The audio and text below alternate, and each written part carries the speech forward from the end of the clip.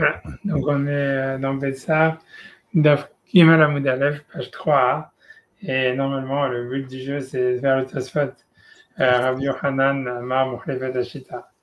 Voilà, donc c'est... voilà. Ok, mais avant quand même de faire le Tosfot, uniquement pour...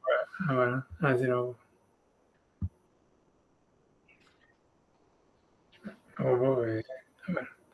Donc ça veut dire, donc, avant de faire Tosfot, donc je vais simplement... voilà, c'est ici. Voilà. Ouais, donc on commence la Gemara, on est Betsa, page 3a, et on doit faire le dernier Tosfot de la page qui est Rabbi Yochanan Amar, Mochlefet Ashita. C'est Rabbi Yochanan, il a dit qu'il faut inverser les avis. Donc encore une fois, je vais essayer de dire à l'oral la Gemara. Donc la Gemara elle avait dit donc une des quatre théories qui expliquait l'interdit donc d'un œuf qui a été pondu Yom Tov. C'est parce que ça ressemble à un jus qui est sorti d'un fruit. Un mashkin shezavu, ça veut dire c'est quelque chose comme une sorte de liquide qui est sorti d'un fruit. Et l'Agma elle disait que ça c'est l'avis aussi de Rabbi Yochanan qui pense que c'est ça serait ça la raison pour laquelle l'œuf qui a été pondu Yom Tov il interdit. La preuve à ça, c'est que Rabbi Yochanan il a demandé une contradiction dans l'avis de Rabbi Yehuda. C'est que d'un côté il y avait une Mishnah qui disait que Rabbi Yehuda il pensait que si jamais il y a des fruits qui avaient été storés, qui avaient été gardés par le propriétaire des fruits pour les manger en tant que nourriture solide, et si jamais en fait il y avait du jus qui était sorti de ces fruits-là pendant Shabbat et Yom Tov, le jus il était permis. Et d'un autre côté, Rabbi Yochanan il avait demandé, mais on voit que Rabbi Yehuda il pense que en fait quand il parlait de Rosh Hashanah, qu'en fait, quelqu'un pouvait faire une condition sur un œuf qui avait été pondu le premier jour de Rosh Hashanah pour le manger le deuxième. Et l'Agma disait, Rabbi Yochanan il posait la question en disant on peut le manger que le deuxième jour, mais pas le premier jour. Or, ça, c'est contradictoire. Pourquoi selon Rabbi Yochanan, pourquoi c'était une contradiction? Puisque, comme Rabbi Yehuda il pense d'un côté que si c'est quelque chose qui était fait pour être mangé, s'il y a du jus qui sort tout seul, c'est permis.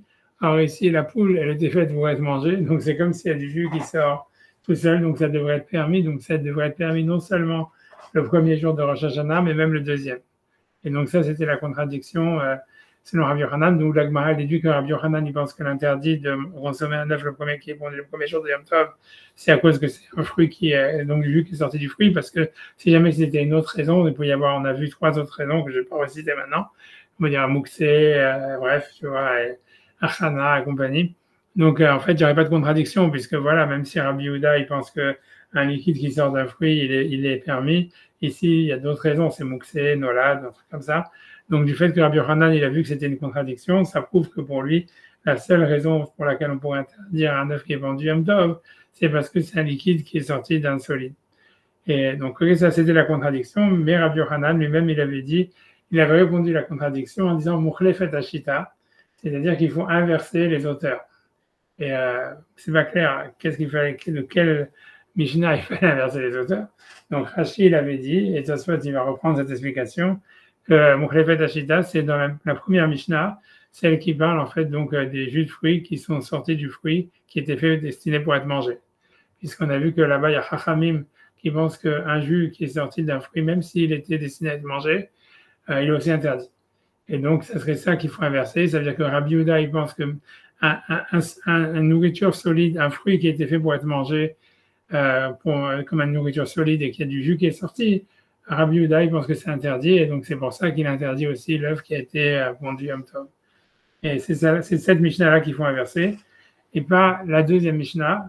Pourquoi? Parce que la deuxième Mishnah qui parle de Rosh Hashanah, si on inverse, les auteurs, c'est encore pire. Puisque, en fait, dans la deuxième Mishnah de Rosh Hashanah, Rabbi Yehuda, lui, permettait l'œuf le deuxième jour de Rosh Hashanah avec une condition, alors que Chachamim, ils interdisaient l'œuf même le deuxième jour. Donc, si on interdit l'œuf le deuxième jour, on n'a pas répondu à notre problème, à savoir pourquoi ça serait interdit, puisque c'est un liquide qui sort d'une nourriture solide, qui avait été destiné à être mangé. Donc, voilà. Donc, la seule manière quand il faut inverser, donc en fait, il faut inverser la première Mishnah qui parle simplement des fruits, du jus qui sort des fruits pendant Shabbat par lui-même. Voilà. Donc ça c'est clair, c'est bon. Voilà, donc on a déjà fait la première partie de Tosfot, maintenant donc à l'oral. Donc je vais faire dans les mots, puisqu'au début Tosfot il fait que citer Rashi. Donc voilà, donc je peux t'asseoir dans les mots directement. Donc une seconde, j'arrive. Ok. Donc Rabbi Yohanan Amar, Mochlefet Ashita. Donc Rabbi Yohanan il dit qu'en fait il faut inverser les auteurs. Piresh Rashi, Rashi a expliqué, Mochlefet, celle qu'il faut inverser, c'est Haï Den Sochatin. Donc c'est la Mishnah de Shabbat qui interdisait donc de presser des fruits. Et donc, il faut inverser la les auteurs et dire que Rabbi Yehuda, il interdit les liquides qui sortent des fruits, même si ces fruits ils étaient destinés à être mangés comme de la nourriture solide. Et ça expliquerait pourquoi il interdit aussi donc un œuf qui est pondu Yom Tov à Rosh Hashanah le premier jour. Donc il dit Veya fait Piresh, et il a bien fait, il a bien expliqué. D'al Kochacha, parce que contre ton gré, ça les Farechachi, il faut expliquer ainsi que c'est donc la première Mishnah qu'il faut inverser. D'elle, les Faresh, quand il n'y a pas lieu d'expliquer, il faut Ari de Kalkala. Ça veut dire qu'il faut inverser la Mishnah qui parle du panier. Parce que là-bas, je ne sais pas si vous parlez, si vous vous rappelez, mais à part l'histoire de l'œuf qui était né le premier jour de Rosh Hashanah, il y avait aussi le fait d'enlever les prélèvements du maaser d'un panier de fruits le premier jour de Rosh Hashanah pour le manger le deuxième. Où Rabbi Yehuda disait qu'on peut faire une condition et dire, voilà, je ne vais pas rentrer dans la condition, c'est trop long, on va faire une condition et prélever les prélèvements le premier jour de Rosh Hashanah et le manger le deuxième. Deimken, parce que si c'est ainsi, Kol Sheken des cachés, mais des Rabbi Yehuda, des Rabbi Yehuda. Parce que si c'est la deuxième Mishnah donc, qui parle de Rosh Hashanah, qu'on inverse les auteurs, donc à plus forte raison que c'est la contradiction dans Rabbi Yehuda est plus forte, puisque chez Yasso, Beyam Tom Sheni, puisque la vie opposée à Rabbi Yehuda dans la Mishnah de Rosh Hashanah, il ne permet pas l'œuf, il interdit même le deuxième jour. Donc si on interdit l'œuf le deuxième jour, c'est encore plus contradictoire avec le fait qu'un liquide qui sort d'un solide, il est permis. Donc voilà, chez Yasso, Beyam Tom Sheni, donc c'est parce qu'il interdirait même le deuxième jour, derrière Rabbanan, puisque voilà Rabbanan, les Pligé Alé qui discutent sur Rabbi Yehuda, donc dans la Mishnah de Rosh Hashanah, Amré Kedusha Achati, ils pensent que c'est une seule Kedusha, et donc ça veut dire que ça serait interdit les 2 jours de Rosh Hashanah. Et donc si c'est ainsi, Yamrinan Ifour, si c'est là-bas qu'on inverse les auteurs, Asur Afil Vayam Tov Sheni, il arriverait donc que l'œuf, il interdit non seulement le premier jour de Rosh Hashanah, mais même le deuxième. Et donc, ça sera encore plus contradictoire avec la Mishnah dans Shabbat qui pense qu'un liquide qui est sorti d'un solide, il est permis selon Rabbi Yehuda. Donc, c'est la Mishnah dans Shabbat qu'il faut inverser et dire que Rabbi Yehuda, il interdit un liquide qui sort d'un solide. Voilà. Okay. Donc, c'est assez clair. Alors, tout va bien, sauf que voilà, là, les problèmes commencent. Avec Dema, mais c'est étonnant. Pourquoi Rabbi Yochanan Goufa, puisque Rabbi Yochanan lui-même, Basak Bebek Ravit, ça veut dire dans cette Mishnah de Shabbat, là-bas, qui parle de presser les jus de fruits, lui-même, Rabbi Yochanan, là-bas, il dit de halacha que Rabbi Yehuda, que la halacha, elle est comme Rabbi Yehuda, Bishar Perot, moi je saute la parenthèse, ça revient même de cette manière, que la halacha, elle est comme Rabbi Yehuda, Bishar Perot, dans tous les fruits, Aval, Zetim, Vanavim, Lo, mais pas dans les olives et les raisins. Grosso modo, c'est-à-dire que là-bas, Rabbi Yochanan, il dit, voilà, c'est vrai qu'un liquide qui sort d'un solide, ça veut dire si on a des fruits on voulait manger, par exemple, je sais pas, on va dire des oranges, on va dire, que quelqu'un voulait manger les oranges, il voulait pas faire du jus d'orange avec, s'il coupe voilà, on va prendre le cas de la pastèque, c'est mieux, voilà. Et la pastèque, donc il voulait manger la pastèque, il voulait pas faire du jus de pastèque, il coupe la pastèque, il y a du jus qui sort de la pastèque, donc on peut boire la pastèque, on peut boire le jus de la pastèque, on n'a pas besoin de le jeter, la comme Rabbi Yehuda, parce que voilà, c'était fait pour être mangé. Mais si quelqu'un il avait des olives, quelqu'un il voulait manger des olives, ou bien il avait des raisins, et que en fait ces olives, elles ont fait sortir du jus, je sais pas, j'en sais rien, j'ai jamais vu ça, j'ai jamais aussi mangé des olives fraîches, vraiment, je sais pas si jamais vraiment, je sais pas, donc je sais pas, je sais pas si, voilà, j'en sais rien, bon, bref, alors, j'en sais rien ce que ça vaut, en tous les cas, le truc c'est qu'a priori, si tu mets des olives dans une boîte, et que, voilà, et donc en fait il peut y avoir du jus qui sort, la même chose avec du raisin. Et donc, si tu coupes, donc là, l'idée, c'est que dans le raisin et les olives, comme 80% de la production des olives, c'est fait pour faire de l'huile d'olive, et que 80% du raisin, c'est fait pour faire soit du vin, soit du jus de raisin. Donc, en fait, ça voudrait dire que c'est comme si, en fait, l'intention de celui qui voulait manger le raisin ou manger les olives, elle est annulée, on va dire comme ça, elle est dans la majorité. Donc, dans ce cas-là, ça serait des exceptions où la halakha n'est pas comme Rabbi Yehuda. C'est-à-dire que Rabbi Yehuda, lui, il semble qu'il a fait une règle générale en disant n'importe qui garde des fruits pour les manger, s'il y a du jus qui sort de sa Shabbat sans qu'il est pressé, c'est permis. Et Rabbi Yochanan, il dit, la halakha est comme Rabbi Yehuda, mais il faut faire une exception avec les raisins et les olives. Okay. Donc, en quoi c'est un problème? C'est parce qu'en fait, si en fait on inverse les auteurs de la Mishnah, donc maintenant c'est plus Rabbi Yehuda qui dit ça, c'est Rachamim qui dit ça, puisque Rabbi Yehuda, lui, il interdit toutes les nourritures, tous les fruits. Donc voilà, donc ça veut dire qu'a priori, dans cette Gemara dans Shabbat, elle semblerait dire, puisque c'est Rabbi Yochanan qui parle dans les deux cas et qui a dit chez nous qu'il faut inverser les auteurs, donc ça semblerait dire en fait que Rabbi Yochanan, quand il dit qu'il faut inverser les auteurs, c'est pas dans la Mishnah dans Shabbat qui parle des jus de fruits, mais dans la Mishnah qui parle de Rosh Hashanah. Et donc là, ça devient problématique. Donc c'est ça la question, tu vois. Sinon, il aurait dû dire halakha est comme Chachamim, quoi.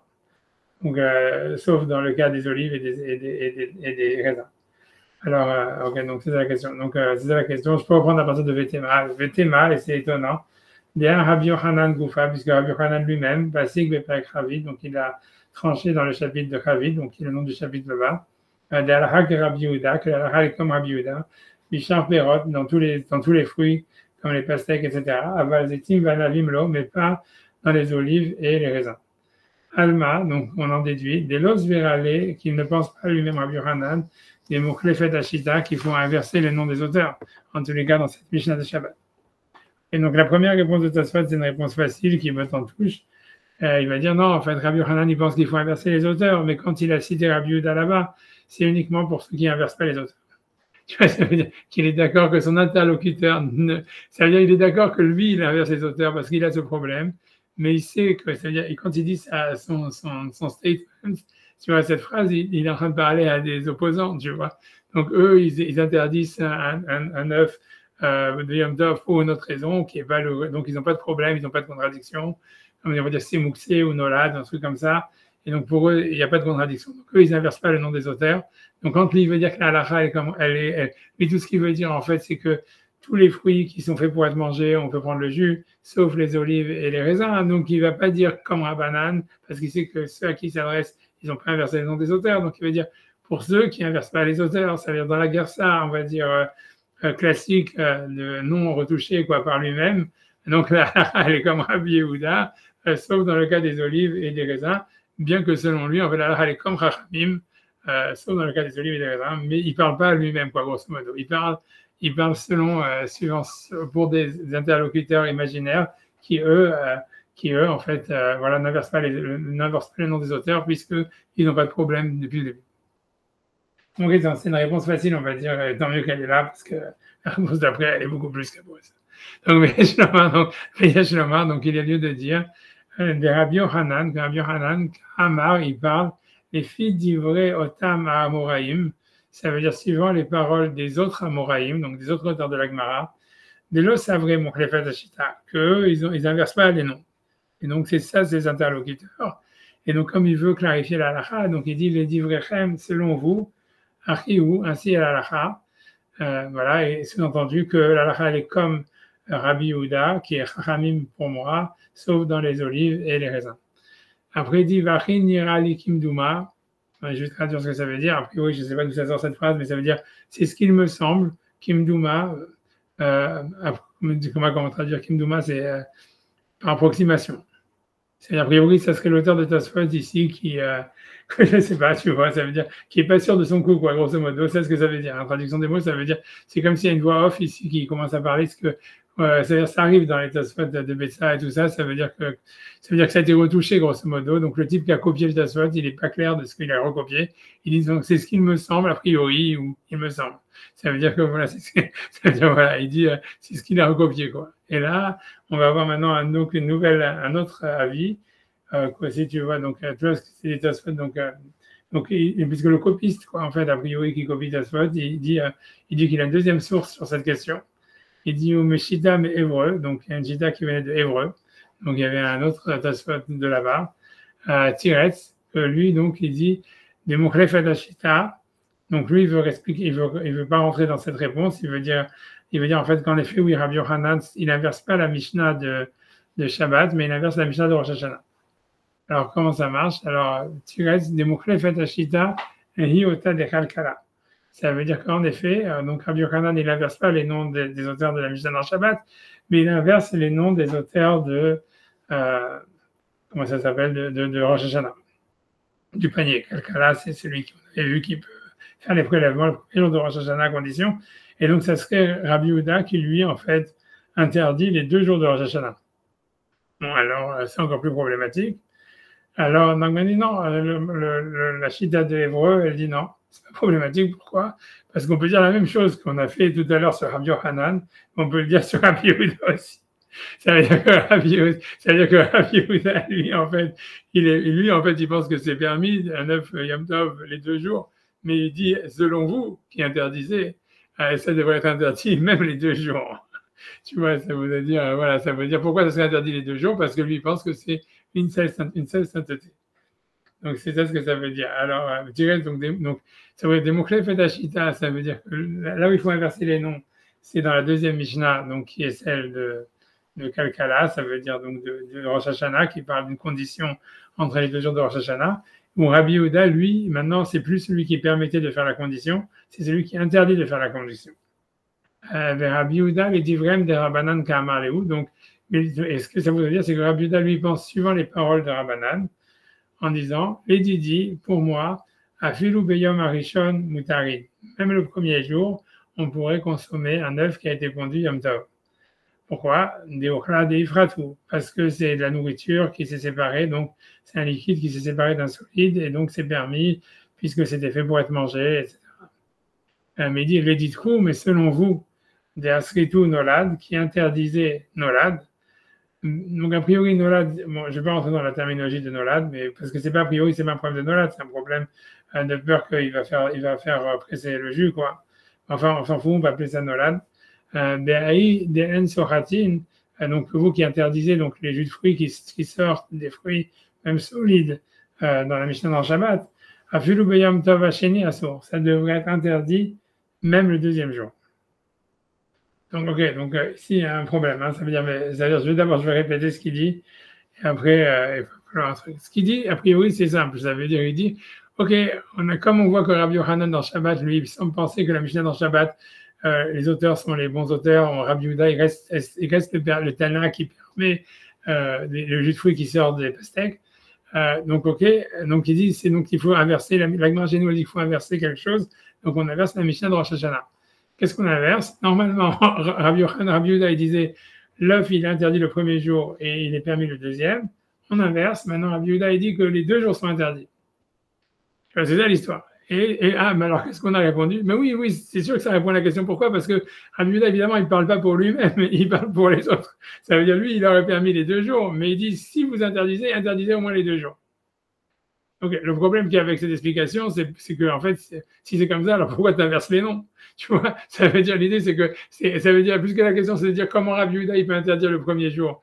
Maintenant qu'à dire oui, en fait, lui, il permet même le premier jour, mais il dit, selon vous, à Banane, dites-moi, au moins, que c'est permis c'est interdit que le premier jour, mais le 2e jour, c'est permis, parce qu'on peut faire une condition. Et à Rabbanan, ils disent, non, c'est interdit les 2 jours, parce que c'est une seule Kedusha, comme on a vu la semaine dernière. Donc, tu vois, l'idée, c'est, donc, à quoi ça sert d'inverser les noms, puisqu'en fait, t'as rien répondu, tu vois, ça veut dire, t'as rendu la chose pire, tu vois, ça veut dire, t'as rien gagné, hein, clairement, t'as rien gagné. Alors ça, c'est ce que Tosfot, il va poser la question juste après, c'est la suite de la question de Tosfot. Donc, au moins, c'est clair cette question qui arrive.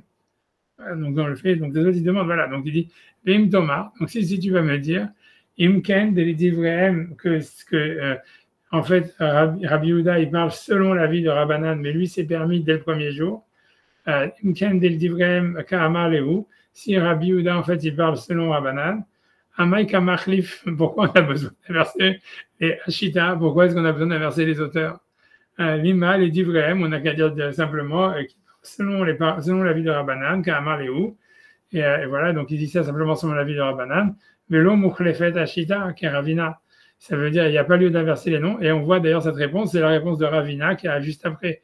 Bon, Ravina, je ne sais pas si vous vous souvenez, c'était la 2e réponse, c'est pour ça que je l'avais faite en me disant j'avais arrêté jusqu'à la fin des 3 réponses, mais Ravina, il posait la même question que Rabbi Yochanan, et lui disait pas il faut inverser les noms, il lui disait simplement Rabbi Yehuda, il parle selon Rabbanan, mais selon lui c'est permis dès le premier jour.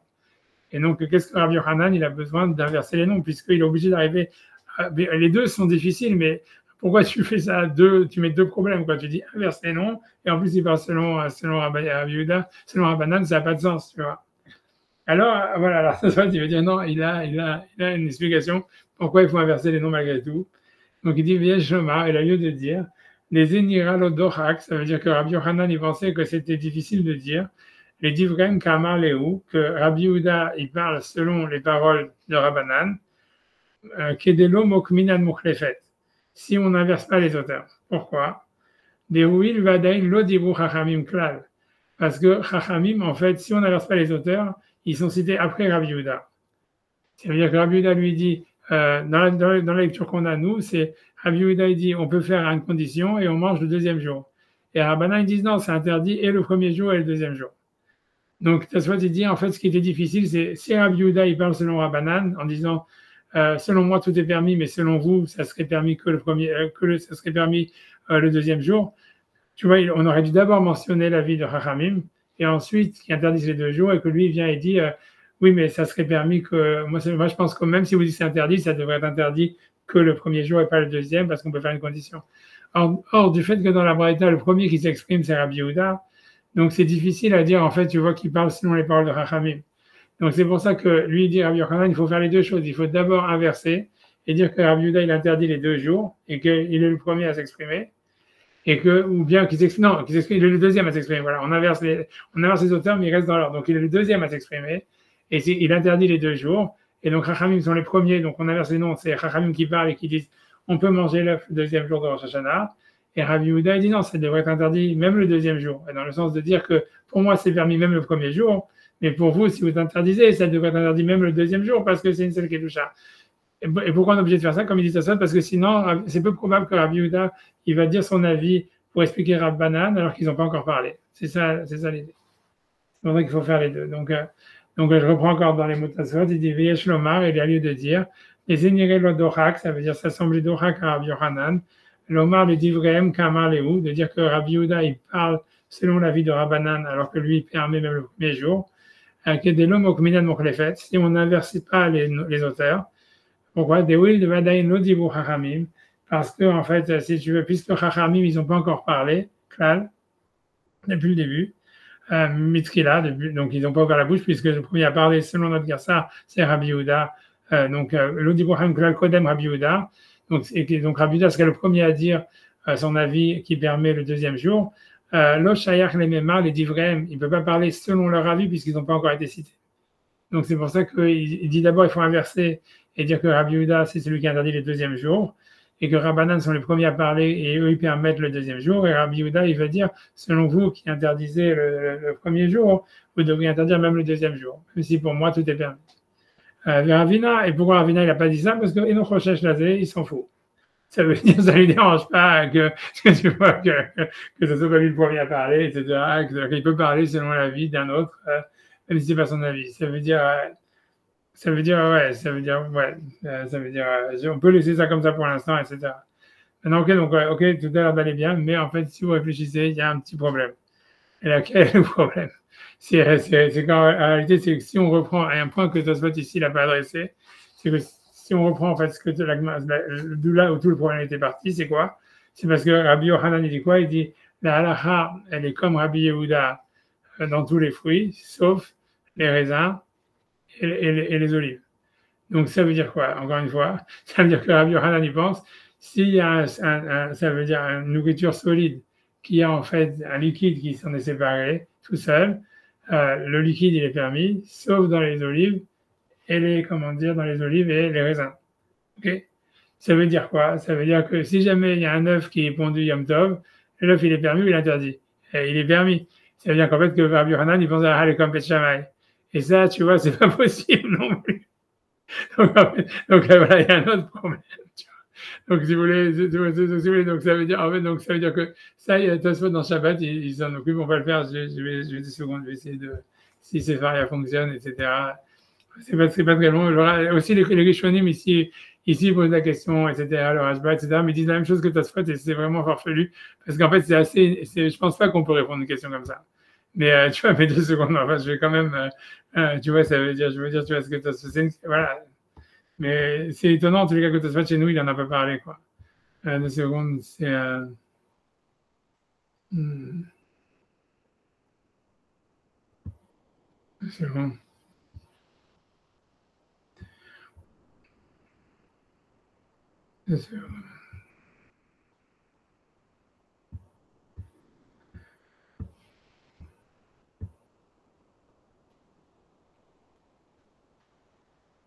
C'est en train de charger.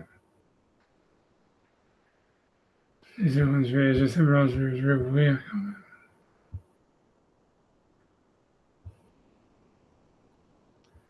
J'y arrive.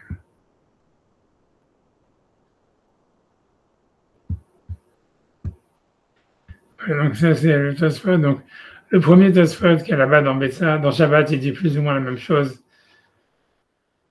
que nous. Ça veut dire, c'est-à-dire le premier Tosfot dans Shabbat, je ne sais pas si vous voulez, on peut le faire, c'est comme vous voulez. En fait, lui, il va stick le premier Tosfot dans Shabbat, il pose la même question, et il reste avec la première réponse, simplement qu'il va citer des tonnes et des tonnes de preuves où on voit que quand un Amora il parle à un autre, en fait, et il répond toujours par rapport à ce que l'autre y pense, grosso modo. C'est-à-dire que je veux dire à l'oral ce que le Tosfot dans Shabbat il dit. Si vous voulez, après on le regarde pas, c'est comme vous voulez. C'est-à-dire que le Tosfot il va poser la même question que chez nous. Il dit voilà, comment Rabbi Yochanan peut dire que la halakha elle est comme Rabbi Yehuda, sauf dans les olives et le raisin, alors que lui-même il dit dans Betsa qu'il faut inverser les auteurs.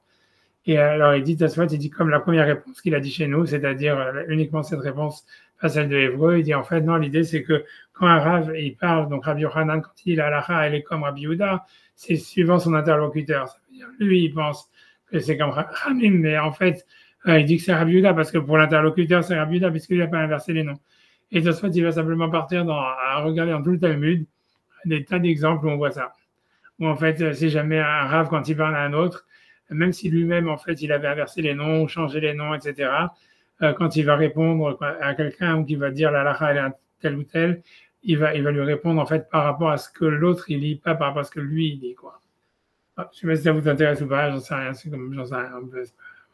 Ouais, vous voulez faire? Comme vous voulez. Ok, en fait. Ok, bon, d'accord. Donc, ok. Donc, ça, c'est Tosfot dans Shabbat.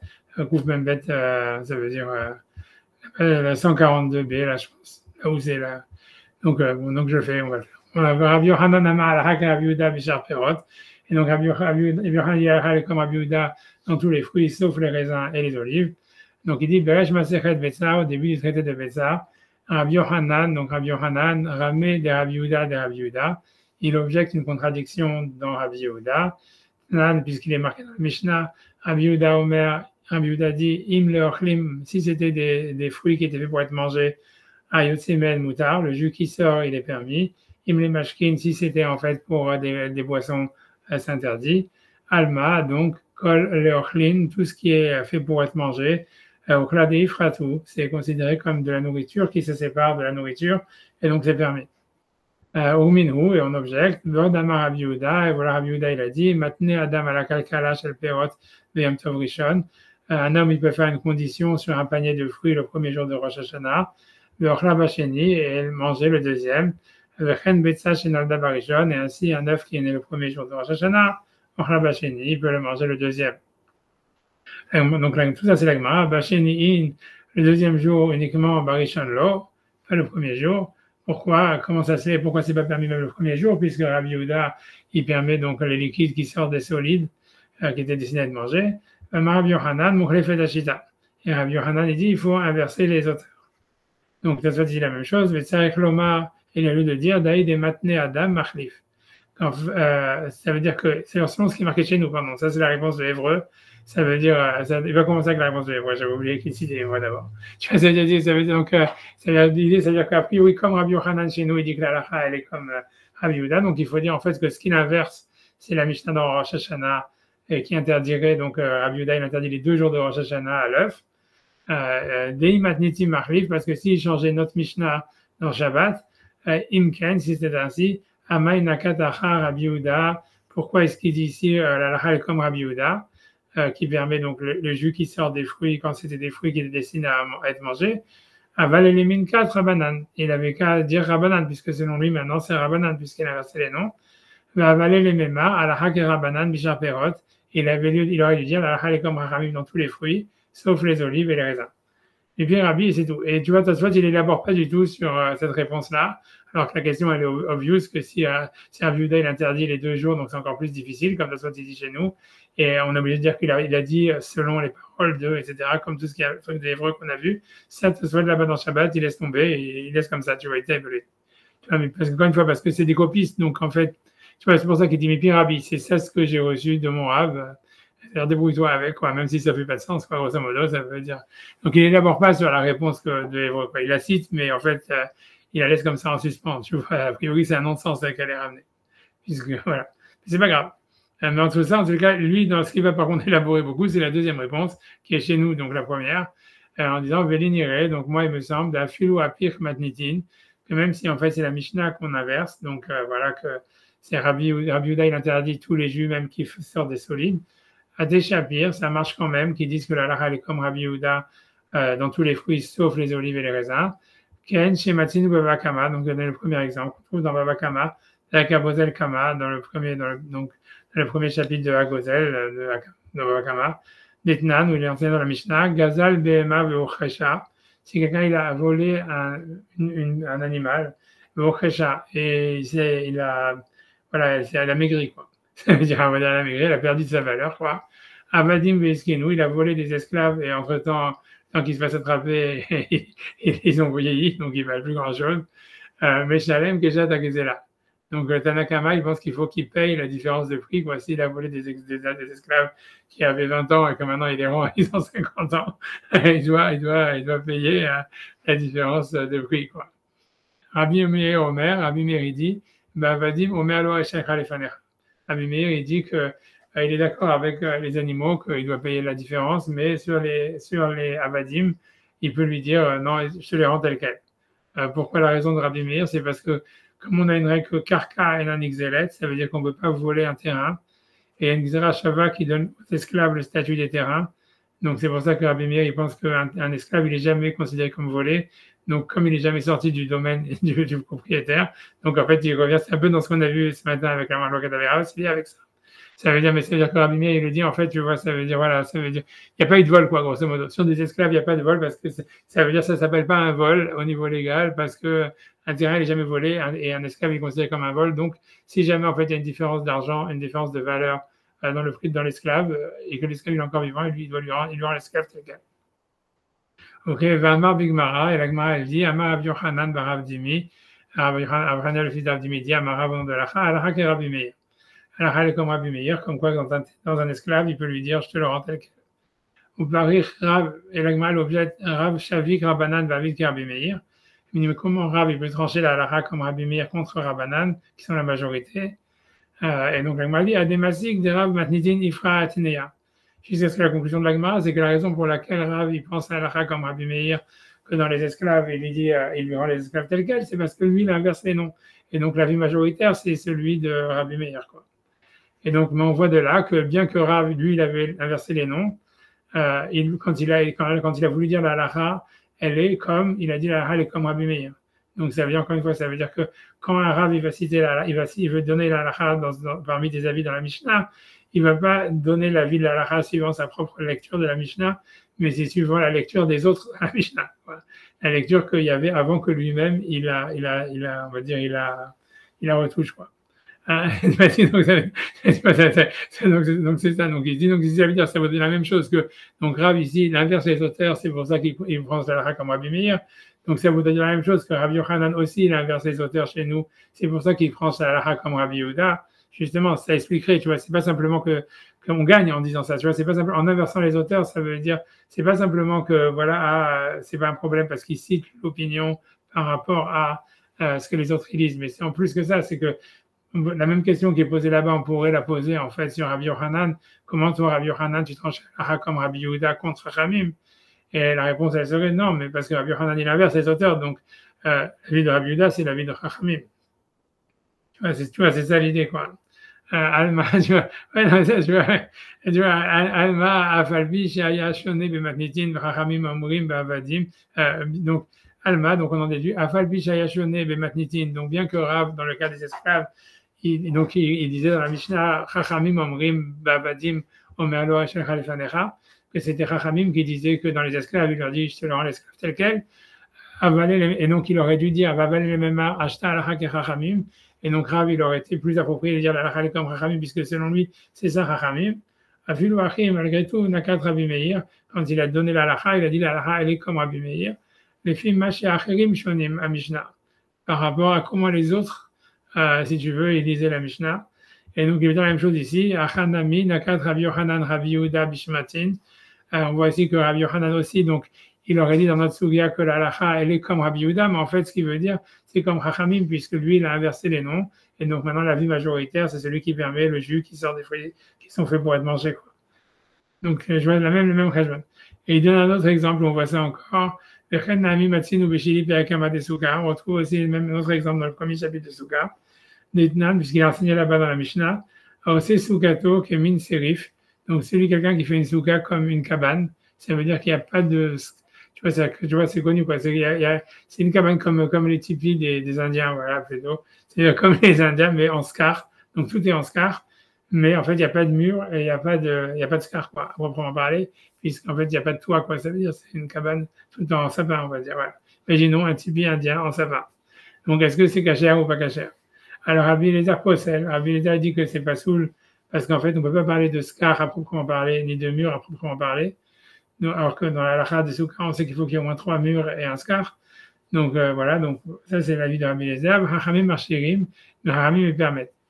Bamouinan Digmara, et donc Agma nous raconte, Abaye a shekel Rav Yosef, Abaye, donc il a trouvé Rav Yosef, des Gané Bechilat Khatanim Besouka, qui dormait dans le dé des Khatanim dans la Souka.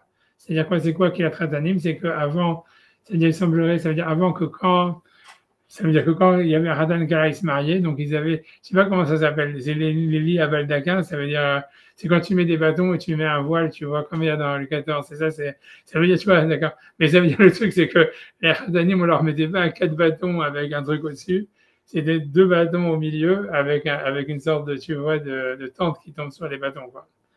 Et donc, l'idée, ce que ça veut dire, c'est que, donc, Rabbi Yochanan, il dormait dans un lit comme ça, dans la souka. Et ce que ça veut dire, alors, quel est le problème? Ça veut dire, l'idée, c'est comme ça, c'est, si on pense qu'une souka qui est faite comme ça veut dire sans mur et sans truc, c'est cachère. Donc, ici, ça deviendrait interdit de dormir dans un lit comme ça, parce que ça veut dire que tu es séparé de la souka, puisque tu es dans une autre tente. Tu vois, puisque c'est considéré comme une tente, même s'il n'y a pas de toit, il n'y a pas de mur, c'est considéré, donc ça veut dire, voilà, et donc ça suivrait. Donc, Rabbi Yochanan qui dormait dans un lit avec des bâtons, avec un truc, une tente dessus, quoi, il suit a priori l'opinion de Rabbi Eliezer. Puisque c'est comme Rabbi Eliezer dit que c'est pas une souka cachère, donc ça veut dire que ça, c'est pas considéré comme une tente qui le sépare du scar. Donc voilà, Amarlé, donc il lui a dit Abaye à Rabbi Yochanan, pardon, Rabbi Yosef, Keman que Rabbi Eliezer, ça veut dire quoi, tu dors dans ce truc-là comme Rabbi Eliezer, parce que tu considères pas ça comme étant une souka, et donc grâce à ça, tu es toujours sous la souka cachère qui est au-dessus. Amarlé, donc il lui a dit, pardon, c'est pas comme ça, Amarlé, il lui a dit, donc Abaye lui a dit à Rabbi Yosef, Keman, comme qui, c'est ici un point d'interrogation, et Rabbi Yosef lui a dit que Rabbi Eliezer. Moi, je pense que la halakha est comme Rabbi Eliezer, qu'en fait, une souka, donc, qui est faite comme ça, elle n'est pas cachère, donc c'est pas un problème pour moi de dormir dans un lit qui aurait cette forme sous la souka. Amarlé, Shavak, Rabanan, Vavat, Rabbi Eliezer. Donc, Abaye lui dit quoi? Tu laisses tomber Rabanan, qui semble être l'avis majoritaire, qui disent que c'est une souka cachère, et que toi, tu as le droit de le faire, et tu fais comme Rabbi Eliezer. Amarlé, donc, il lui a répondu, Rav Yosef, Braïta Ifratania. Moi, j'ai ma Braïta, elle inverse les noms. Tu vois, donc, Tosfot dit encore une fois, donc il dit voilà, Ashta, donc Tosfot maintenant, ça c'est la fin de la Gemara, donc il dit Ashta, Yalo le Hashiv, Rav Yosef, donc ça veut dire quand Abaye l'a demandé à Rav Yosef, il va lui dire, moi je fais comme Rabbanan, tu vois, ça veut lui dire, ou bien Rav Yosef, et Rabbanan, et donc Abaye lui a dit, monsieur, c'est marqué le contraire, il dit, oui, mais moi j'aimerais que c'est marqué comme ça, tu vois, et c'est on voit que Rav Yosef, quand il a répondu à Abaye, il n'a pas dit, je fais comme Rabbanan, il a dit, je fais comme Rabbi Eliezer, bien que lui-même, en fait, lui pense que cet avis-là, c'est l'avis de Rabbanan. Donc, c'est tout. Tu vois, donc, c'est une autre preuve comme quoi, quand quelqu'un il cite la halakha, quoi, il veut citer la halakha, il cite pas la halakha par rapport à sa version personnelle de la Mishnah ou de la Braïta, mais par rapport à ce que son interlocuteur, il lit dans la Mishnah, quoi. Donc, c'est pour ça que Rabbi Yochanan, lui, en fait, il peut penser que ce qui lui tranche, c'est la vie de Chachamim, mais il va dire, en fait, la halakha, elle est comme Rabbi Yehuda, etc. Et comme on a dit, même c'est un peu mieux comme ça, parce que comme ça expliquerait pourquoi est-ce qu'il tranche la halakha comme un avis majoritaire et pas comme un avis minoritaire. S'il n'inversait pas les noms, il trancherait comme un avis minoritaire. Ok. Donc voilà, Tosfot dit, Ayalo Lachiv, Rav Yosef, qui Rabbanan. Donc Rav Yosef, il aurait dit dire, non, je fais comme Rabbanan. Avelo que Rabbi Lézer, et pas comme Rabbi Lézer, puisque lui dit que c'est Rabbanan, la vie qui permet qui dit qu'une souka qui est en tipi, elle n'est pas cachée. Avec Evan Denou, il fera tanner, puisque lui, il enseigne l'inverse. Et là, et simplement, on voit de là, car des rachas, c'est ça l'habitude du Talmud, de Kol Makom dans tous les endroits, que le type, il répond par rapport à la lecture de son interlocuteur et pas sa propre lecture. Donc, même si Rabbi Yochanan, il inverse, il pense dans la Mishnah dans le Shabbat, qu'en fait, encore une fois, c'est c'est Rabbanan qui pense qu'on peut boire le jus d'un fruit qui est tombé, qui était destiné à être mangé. Lui, il va dire, la est comme Rabbi Yehuda, sauf dans les raisins et les trucs. Mais là, donc, le vrai problème, voilà, c'est le Tosfot ici que nous, on n'a pas, qui pose le problème que je vous ai dit, que si la est comme Rabbi Yehuda, que tout ce qui est insolite, ça veut dire tout ce qui est destiné à être mangé, qui est un liquide qui sort, donc c'est permis. Et donc, alors, maintenant, et que selon Rabbi Yochanan, le seul problème qu'il y a dans un œuf qui est pondu Yom Tov, comme la Gemara dit, c'est ça. Donc, ça veut dire, en fait, qu'il pense qu'à la est comme Beth Shammai. Ça serait permis. Ça veut dire, un œuf qui est pondu Yom Tov, il est permis Yom Tov, contrairement à ce que dit la Mishnah. Et c'est assez étonnant, quoi, au nom de Beth. Donc, il dit, Valacha qui est Rabbi Yehuda, Bishar Perot, Valacha est comme Rabbi Yehuda dans tous les fruits. Dans tous les fruits, sauf les raisins et les olives. Alors, à Falgav de BH Betsa, bien qu'au début du traité de Betsa, Gaza, Rabbi Yochanan, Betsa, Shenolda, Beyom Tov, on a l'impression que Rabbi Yochanan, ça lui dit plus que ça. Tu veux dire, on voit que Rabbi Yochanan, il a interdit un œuf qui est Yom Tov, Mishum Mashkin chez Zavou, parce que voilà, c'est un liquide qui sort d'un solide. Donc, grosso modo, on pourrait dire, tu vois, dans la Gemara, c'est pas marqué ce qu'il dit toi, hein. Ça veut dire, ici, il trompe la référence, hein. Ça veut dire que la Gemara, elle a dit simplement que Rabbi Yochanan, il dit ça selon Rabbi Yehuda. Il dit pas que c'est son avis personnel. Mais ça veut dire, a priori, je pense que tu vois, donc, ok, moi, ça veut dire, moi, j'accepte quand même la question de Tassot parce que c'est très bizarre de penser que Rabbi Yochanan, il pense pas comme la Mishnah, quoi. Surtout que la Mishnah, elle est ramenante de Beth Hillel et que la vie qui est divergent, c'est Beth Shammai. Tu vois, ça serait très difficile de dire, moi, je pense que la Lacha, elle est comme Rabbi Yehuda qui suit Beth Shammai. Tu vois, c'est ça ce qu'il aurait dû poser la question comme ça. Mais en fait, c'est pas marqué dans la Gemara que Rabbi Yochanan, il pense que c'est interdit explicitement, quoi. Simplement, c'est dit, la question, elle aurait dû être marquée en disant, c'est peu probable que Rabbi Yochanan, il pense que la Lacha est comme Beth Shammai. Donc on dit, donc ça veut dire que l'idée, c'est que, donc, on voit que Rabbi Yochanan, il a interdit Betsa Shenal Dabi Yom Tov Mishum Machin chez Zavou. Ça veut dire que normalement, donc, un œuf qui est pondu Yom Tov, il devrait être interdit parce que c'est un liquide qui sort d'un solide. Or, ici, il dit qu'il n'y a pas lieu de faire un décret dans les autres fruits. Donc, ça veut dire, il pense comme Rabbi Yochanan qu'un liquide qui sort d'un solide, il est permis Yom Tov, après Shabbat et Yom Tov. Donc, comment est-ce qu'il va expliquer la Mishnah maintenant? Alors, ça, tu vas sortir un truc complètement, je sais pas, j'ai pas de sens. Et j'ai vu en plus que c'est ramené par tous les commentateurs, par le Rashba, par tout le monde, la même chose. Pour moi, je sais pas, j'ai pas regardé, et j'ai pas eu le temps de regarder les Haroni, mais pour moi, ça me paraît complètement un non-sens total. Il dit, Yeshlomar, il a lieu de dire, les Jayar Tfilik Zor Bebetsa, ça veut dire, c'est vrai, en fait, qu'il y a lieu de décréter dans un œuf, plus que, on va dire, dans un pastèque, par exemple, les fiches et omelette les s'arrêtent, parce qu'un œuf, elle est fait pour être, ça veut dire pour être pressé. Minotar négolette de la poule. Alors, le Rashba, il rajoute en disant que si tu laisses l'œuf dans la poule, il va pourrir. Et que plus il reste dans la poule, plus, en fait, c'est mauvais, quoi. Donc, ça veut dire, contrairement par exemple, du jus dans la pastèque, tu es content qu'il reste dans la pastèque. Mais ok, mais ça change rien. J'avance ce qu'il dit. On va dire que c'est vrai. Mais c'est pas bon que il va couler tout seul. Ok, ça veut dire grosso modo, il va certainement couler. C'est pas comme du jus de la pastèque. Si c'est pas toi qui la coupe, il n'y aura pas de jus qui va sortir de la pastèque. C'est un minateur négolette. Les gommes achaya. Et lui veut dire que c'est ça l'habitude en fait. Donc pourquoi c'est un liquide? Parce que c'est l'habitude de gober des œufs. Bien qu'en fait c'est très rare les gens qui gobent des œufs. Même l'agma lui dit quoi. Ça veut rien il attraque, c'est super indigeste. J'ai essayé de faire ça, mais ça veut dire même quand j'ai essayé un des régimes où tu devais faire des milkshakes ou des machins comme ça avec les centrifugeuses, c'était vachement dégueulasse. Mais bon, je veux dire voilà, ça soit il semblerait dire que c'est pas si dégueulasse que ça.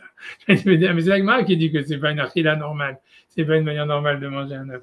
Tu vas me dire les gommes achaya, il dit donc c'est l'habitude de la gober crue. Et donc, c'est pour ça que ça ressemble, en fait, ça ressemble plus ça veut dire à du jus de pastèque, quoi. Ça veut dire, il y a plus lieu de dire que c'est interdit un œuf, ça veut dire un liquide comme un œuf qui tombe d'une poule, parce qu'il dit Tosfot des trucs vraiment incroyables, parce qu'on a l'habitude de les saurer. Je ne sais pas quelqu'un qui va prendre une poule pour les saurer, pour faire tomber là, je n'ai jamais vu ça, je ne pense pas que ça se fait. Mais tu vois, grosso modo, c'est-à-dire qu'on va dire, si on veut dire que ça tombe tout seul, on va dire quelque chose comme ça. Ça veut dire que ça va nécessairement tomber. Alors que, on va dire, du pastèque, ça veut dire quand si tu la coupes pas, le jus va rester dans la pastèque. Truc comme ça. Et bien après ça, il dit, mais derrière les gomachaya, et c'est l'habitude de la boire crue. Donc, c'est vraiment un liquide qu'on attend, j'en sais rien, un nectar extraordinaire. Aval shar perot, mais les autres fruits, un homme dit mlisachet klal, ça veut dire, a priori, il veut dire, et si jamais, en fait, tu veux les manger, quoi, comme une pastèque. Donc, ça veut dire, en fait, toi, tu n'as pas ton intention du tout de les essorer, ni quoi que ce soit. Donc, voilà, la majorité du jus, on va dire, il va pas sortir. Donc, c'est pour ça qu'en fait, il y a lieu de permettre, parce qu'en fait, c'est pas, ça reste du solide, tu vois. S'il y a du liquide qui sort par accident, c'est pas grave. Ça reste une nourriture solide à la base. Ça, c'est ce que Tosfot dit. Voilà. En fait, il dit que ça ressemble plus à de l'huile, à des olives et à du jus de raisin, parce que c'est normal qu'il y ait un œuf qui sort d'une poule, quoi, quelque part. Ok. Alors, tu t'y attends, quoi. Ouais, c'est un truc comme ça. Donc, il aurait dû dire plus parler de ça, mais effectivement, c'est pour ça que c'est pas dans le cadre des autres fruits qui ne sont pas. Il n'y a pas des trucs qui sortent tout seuls, quoi. Ouais, c'est un truc. T'as raison, c'est ce que tu vois, un peu, ils disent. Tu vois, c'est un peu ce qu'ils disent des commentateurs après ça, mais pourquoi mais le problème de cette asphalt, c'est quoi? C'est que si c'est vrai, ben, tu vois, encore une fois, tu as foutu toute la Gemara à la poubelle. Parce que, si je me rappelle, c'était quoi la question de base, hein? C'est que la Gemara, elle avait dit, ouais, il y a une contradiction dans Rabbi Yehuda, parce que Rabbi Yehuda, il dit que s'il y a du liquide qui sort des solides, alors c'est permis, et comment est-ce qu'il peut interdire un œuf qui est pondu Yom Tov? C'est déjà la question de base. Ben, la Gemara, elle avait une réponse ici que Tosfot il vient d'inventer, tu vois, de dire, ouais, mais parce que dans un œuf, ça sort tout seul, etc., et que c'est quelque chose que tu veux, comment dire, que tu veux gober, tout ce que tu veux, ça, tout ce qu'il dit, la réponse que Tosfot il dit, quelle que soit cette raison que Tosfot il veut dire, pour expliquer pourquoi Rabbi Yochanan, si tu veux, il va interdire un œuf qui est pondu Yom Tov, faut pas aller contre la Mishnah. Et donc, ça veut dire de faire une distinction quelque part entre des fruits normaux et une poule, pour dire que la poule, c'est plus grave. Quelle que soit cette distinction, mais tu n'auras qu'à l'utiliser, tu vas pour répondre à ta question de base qui était comment Rabbi Yehuda, il peut interdire, il peut permettre des jus de fruits qui sortent du fruit, qui sont sortis du solide, et il interdit la Mishnah dans l'œuf qui est pondu Yom Tov le premier jour. C'est cette réponse-là, tu vois, elle contredit ce que la Gemara dit, quoi, tout simplement. Donc, tu vois, ça veut dire, voilà, et c'est problématique. Alors, qu'est-ce que tu veux que je te dise, tu vois, ça veut dire, je sais même pas quoi dire, ça veut dire, il y en a, tu vois, le marchand, il essaye de faire un truc comme toi tu veux dire, mais pour moi, tu vois, je pense, je sais pas si on clique dessus, si on va voir le marchand, mais pour moi, ça veut dire, la question, et je répète, tu vois, pour moi, il est très intriguant, mais ça veut dire que, tu vois, ça veut dire, l'idée, je répète la question de Tosfot, c'est une question simple, ça veut dire, c'est que si on fait les maths, il se trouve, en fait, que Rabbi Yochanan, il pense qu'en Bet Shammai, puisque lui, il permet des liquides qui sortent des animaux, des nourritures solides. Et donc, en fait, ça veut dire qu'un œuf qui est pondu Yom Tov, il ne devrait pas être interdit. Et puisque c'est ça, tout ce qu'on expliquait depuis, de là, toute la question de la Gemara était partie, en disant qu'il y a une contradiction dans Rabbi Yehuda et tout ça, etc. Et ok, c'est étonnant, c'est difficile, c'est vrai, c'est étonnant. Mais Tosfot, ce qu'il répond, c'est encore pire que la question, parce que tu vois, il dit oui, en fait, non, c'est sûr qu'un œuf, d'un certain côté, ça doit être pire qu'un liquide qui sort d'un solide, d'un fruit, parce qu'il donne des raisons, on va dire qu'il a inventé lui-même, parce que ça va couler tout seul, c'est pas comme un fruit, ou parce que tu vois, on a l'habitude si tu veux, c'est un liquide qu'on attend, parce c'est l'habitude de la gober, tout ce que tu veux, quelle que soit sa raison, de dire qu'on comprend qu'il y aurait des raisons de dire qu'un œuf, c'est pire qu'un jus qui sort d'une pastèque. Tu vois, comme il dit, parce que voilà, l'œuf, il va sortir quoi qu'il arrive, et donc il ne peut pas rester dans la poule. Tant qu'il est dans la poule, il n'est pas comestible, alors que le jus de la pastèque, tu t'en fous qu'il soit dans la pastèque. Tu peux sortir plein de choses, tu vois, c'est ce qu'il dit, plus ou moins. Mais si c'est vrai, alors la question de la Gemara, depuis le début, elle ne commence pas. Ça veut dire, comme la Gemara dit, il y a une contradiction dans Rabbi Yehuda, que Rabbi Yehuda, il permet le jus de la pastèque, et il interdit l'œuf qui est pondu Yom Tov. Et est-ce qu'on est obligé de dire, ouais, il faut inverser les noms, et des trucs comme ça, tu vois, t'as qu'à dire non, un œuf qui est pondu Yom Tov, c'est plus grave, parce que XY, parce que c'est un truc qui va arriver quoi qu'il arrive, ça ne peut pas rester dans la poule, etc. Si tu dis ça pour répondre à Rabbi Yochanan, tu peux dire ça pour répondre à Rabbi Yehuda, quoi. Alors, tu vois, c'est vraiment, tu vois, c'est vraiment un schéma, tu vois. Et le truc, tu vois, ça veut dire que normalement, tu vois, alors, j'ai le marcha, je vais voir si on clique sur ça, si on a le marcha. Je pense que le marcha, il pose la question, mais ce qu'il dit, excusez-moi. Tu vois, ça veut dire, 2 secondes. c'est est-ce que si on fait ça, non. Donc en fait, il faut revenir sur la Gemara peut-être. Et 2 secondes, je vais ouvrir la Gemara.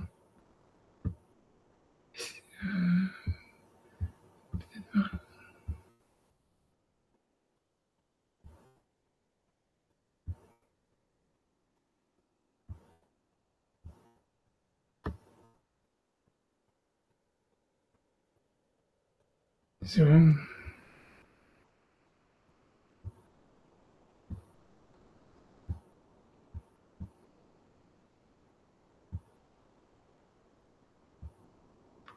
A priori, on n'a pas accès au marché. Je vais essayer. Ouais, je sais pas, je vais tenter le coup si jamais Adam Sofer il en parle. Parce que j'arrive pas à retrouver le marché là-dedans.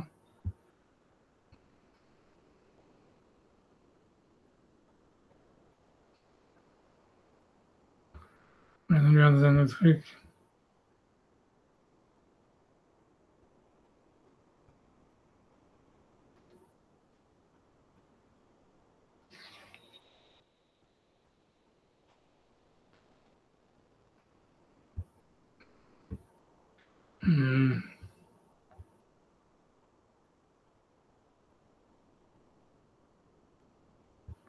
Ouais, je sais pas, je me rappelle qu'il y avait un marchand qui parlait de ça maintenant. Je sais pas pour quelle raison. Ici, il a disparu de la circulation. Je sais pas si c'est le marchand chez nous. Une seconde, 2 secondes. Je regarde 2 secondes si c'est le marchand chez nous. Mais parce que la réponse, tu vois qu'ils veulent aller, ça veut dire la manière qu'ils veulent répondre, c'est justement en faisant jouer l'histoire des olives et des raisins. Ça veut dire, mais attends 2 secondes, parce que moi, j'ai pas compris, donc j'ai pas envie de l'embrouiller plus. Donc, je sais pas si le marchand, il est ici, 2 secondes.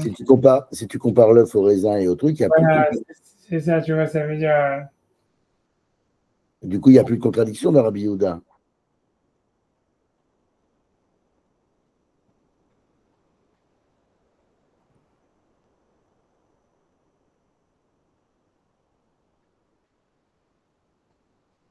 Je n'arrive pas à retrouver ici, mais ça veut dire...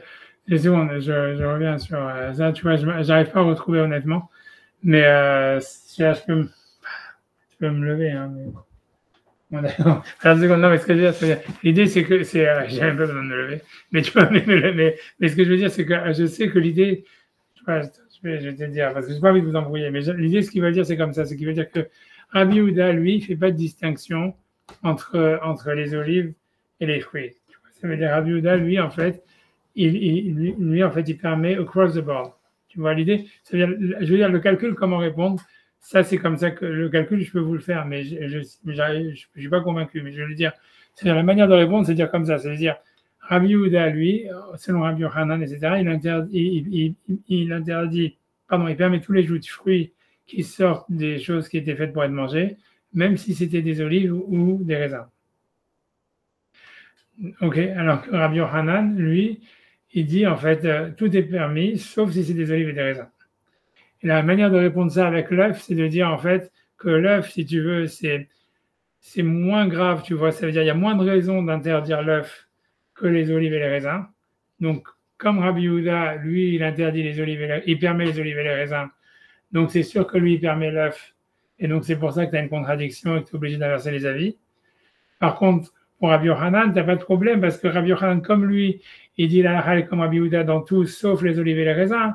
Et donc, en fait, c'est possible que l'œuf, tu vois, si tu veux, c'est plus interdit que les olives et les raisins, ou un truc comme ça. Donc, comme il interdit les olives et les raisins, c'est pour ça qu'il interdit aussi l'œuf. Tu vois, ça serait ça l'idée. Ça veut dire, la manière de répondre à la contradiction, de répondre à la question, c'est de dire ça. C'est de dire qu'en fait, ça veut dire pourquoi sur Rabbi Yehuda, il y aurait une contradiction inéluctable entre le fait de permettre l'œuf Yom Tov, et, le fait d'interdire l'œuf Yom Tov, et le fait de permettre le jus qui sort des fruits, c'est parce qu'en fait, lui, il permet même le jus des fruits qui sort des olives et des raisins. Et donc, ça veut dire que s'il va complètement à 100% sur cette permissivité, donc il n'y a pas d'autre manière de dire que, il n'y a pas de manière de dire qu'en fait, qu'un œuf qui est pondu Yom Tov, il soit permis, il soit interdit, pardon, puisque c'est pas pire que les jus de fruits ou du jus des raisins qui sortent tout seuls, que même ça, il permet. Tu comprends? Et c'est pour ça qu'on est obligé de dire non, il faut inverser les auteurs, etc., etc. Par contre, comme Rabbi Yochanan, lui, en fait, c'est vrai qu'il pense qu'à la comme Rabbi Yehuda, mais il permet les raisins et les olives. Donc, ça veut dire, pardon, il interdit les raisins et les olives. Donc, il suffit de dire, en fait, que si tu veux que l'œuf de la poule, c'est, en fait, c'est dans la même catégorie que le raisin et les olives, et c'est pour ça qu'en fait, il interdit. Mais la question, c'est de savoir quel rapport, tu vois. C'est-à-dire, ça, c'est la logique. C'est ça ce qu'il faut. Parce que tu vois, je veux dire, a priori, la raison pour laquelle il interdit les raisins et les olives, c'est parce que on sait d'abord dans la Torah, et on sait même d'une manière générale que la plupart des olives ou des raisins, c'est fait pour faire soit de l'huile, soit du vin. Donc ça veut dire c'est fait, ok. Donc ça veut dire là, moi je comprends l'idée, c'est simplement voilà un type qui dit ouais, je garde des olives pour les manger ou des raisins pour les manger. Ça veut dire c'est comme si on dit voilà son intention, elle est considérée comme nulle et non avenue parce que c'est pas la majorité des cas. Et donc voilà. Et donc c'est pour ça que Rabbi Yochanan dit voilà là on peut pas se baser sur cette leniency, sur cette permissivité de Rabbi Yehuda qui dit que comme c'était fait pour être mangé, comme une pastèque par exemple, alors le jus il est considéré comme solide parce qu'on sait que ces fruits ils sont pas comme ça. Tu vois pourquoi je veux dire tu vois un œuf qui sort d'une poule, ça veut dire nécessairement ça va être quelque chose qui ressemble plus à ça, tu vois. Je veux dire ouais. C'est une poule qui est censée être mangée. Ouais, c'est ça, c'est ça. En C'est pas plus, une poule à faire des œufs. Donc, en plus, c'est ça, tu vois. Mais donc, ouais, mais et c'est pour ça, a priori, qu'il voudrait dire, oui, en fait, comme c'est les œufs, tu vois, c'est fait pour être gobé. C'est sûr, tu vois, c'est expliquant en tout cas, qu'est-ce que toi, tu veux avec les œufs qui sont gobés, quoi. Il veut dire vraiment, c'est fait pour être liquide et tout ça, un truc comme ça, quoi. Grosso modo, un œuf, c'est nécessairement liquide, quoi. Ça veut dire aussi, ouais, peut-être ça l'idée, ça veut dire grosso modo, ça serait ça veut dire, en fait, une pastèque, tu vois, ça veut dire, même si tu coupes une pastèque, c'est sûr que tu vas avoir du jus qui sort de la pastèque, mais on va dire, ok, ça veut dire, c'est pas nécessairement que tu vas en avoir, quoi, ça veut dire grosso modo, le jus, il peut rester dans la pastèque, c'est pas nécessairement un liquide, quoi, ça peut être considéré, tu peux tout manger, on va dire. Si tu es un expert ou un truc comme ça, tu vois, si tu as un couteau japonais, tu vois, tu vois, ça veut dire, voilà, et grosso modo, donc tu vas jamais avoir du jus, donc c'était pas nécessairement avoir du jus. Donc, par contre, on va dire que des olives et des raisins, ça veut dire c'est considéré comme nécessairement ça va être un liquide. Donc, comme un œuf, tu vois, nécessairement ça va être liquide. Ça veut dire que tu peux pas avoir un œuf dur qui sort de la poule. Donc, en fait, donc ok, donc c'est pour ça que ça ressemble plus à des raisins, à des olives, quoi. Ça doit être un truc dans ce machin. Tu vois, je me rappelle, je vais essayer de regarder qui c'est qui dit ça. Parce que je. 2 secondes, 2 secondes.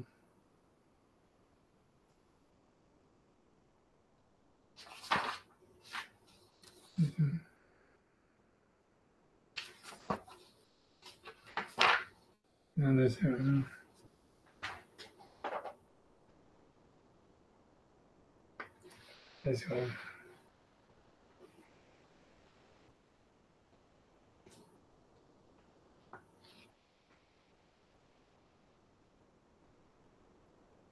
C'est le.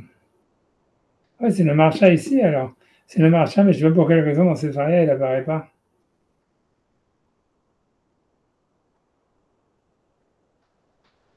Ou alors c'est le marcha dans le Shabbat. Une seconde, je vais vérifier. Une seconde. Mais bon, peu importe, c'est pas grave, j'ai pas su Yosef, quoi, mais. Tu vois, 2 secondes, si jamais j'arrive à le retrouver.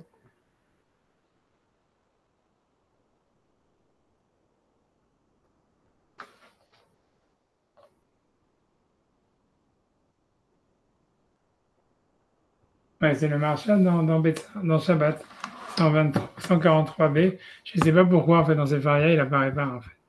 2 secondes. De toute façon, je vais laisser tomber. Je pense que je vais laisser tomber parce que j'ai trop peur de Yosef. Donc, voilà, en tout cas, ça veut dire, voilà, de toute façon, alors, tu vois, ça veut dire que je peux le regarder en 2 minutes, mais je vais essayer 2 secondes. Si j'arrive à le retrouver, je laisse 5 minutes. Je me laisse 5 minutes pour le lire et pour le trouver et le lire. C'est bon. Donc, d'abord, je vais fermer tout ça.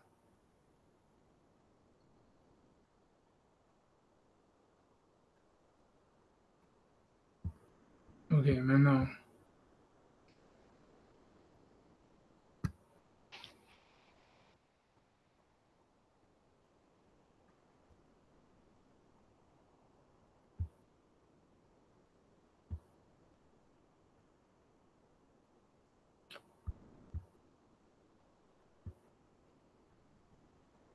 sais pas comment le trouver, donc je suis laissé tomber. C'est bizarre que le marja, il n'est pas là.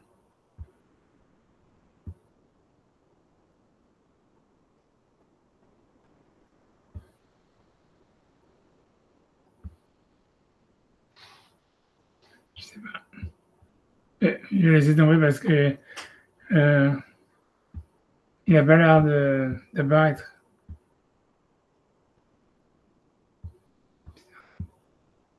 Dans mon marja, moi je l'ai quoi. Bon. Ouais, je laisse tomber, je laisse tomber.